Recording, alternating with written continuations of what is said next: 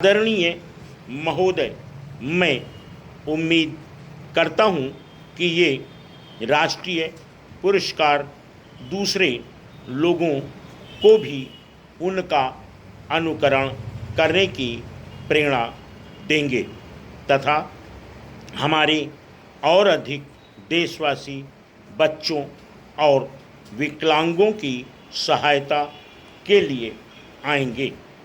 बच्चों तथा विकलांगों और अपंगों के पालन पोषण की जिम्मेवारी वास्तव में खुद माँ बाप के कंधों पर होती है, परंतु कभी कभी और कहीं कहीं ऐसा भी देखने में आता है कि माँ बाप अपने फर्ज को नहीं समझते और अपने बच्चों की उपेक्षा करते हैं, तो ऐसा गलत काम करने वालों को सज़ा देने का कोई कानून नहीं है।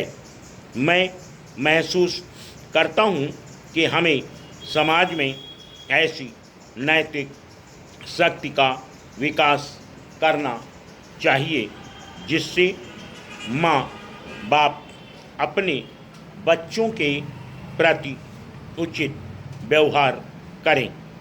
अगर माँ बाप ही अपने कर्तव्य का पालन करना छोड़ देंगे तो बच्चों को माता पिता का प्यार कहाँ से मिलेगा।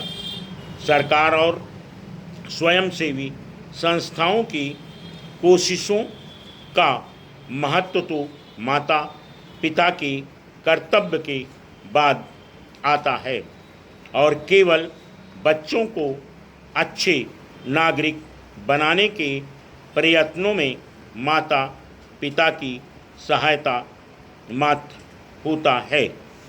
अंत में मैं आपसे अनुरोध करूंगा कि आप नई लगन के साथ बच्चों और विकलांगों के कल्याण के काम में लग जाएं।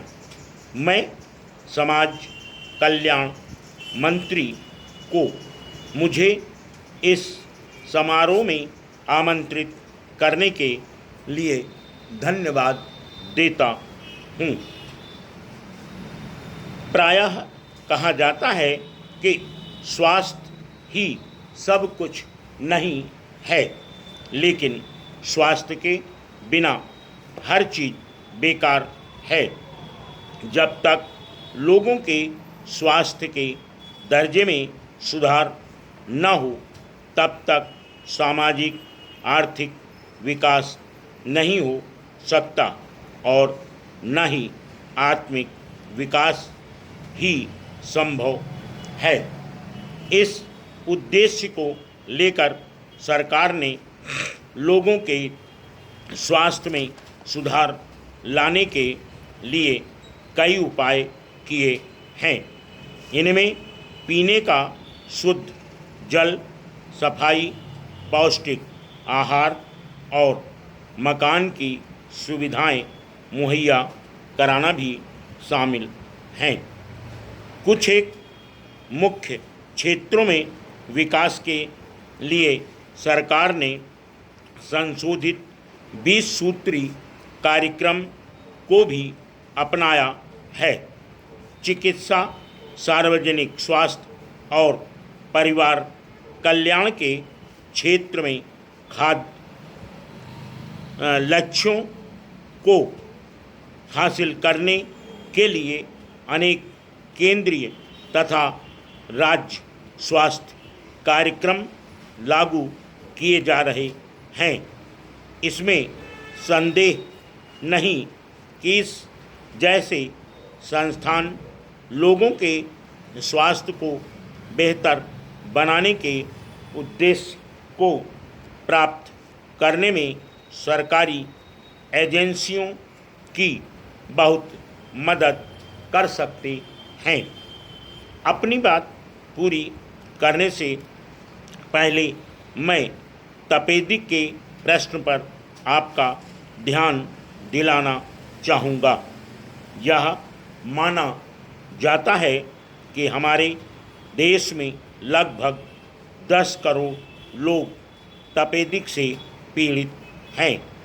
सरकार ने 20 सूत्री कार्यक्रम में इस बीमारी को शामिल किया है और वह इस पर काबू पाने के लिए कई उपाय कर रही है, क्योंकि यह बीमारी दमा और फेफड़ों के कैंसर जैसी बीमारियों के अधिक नज़दीक है।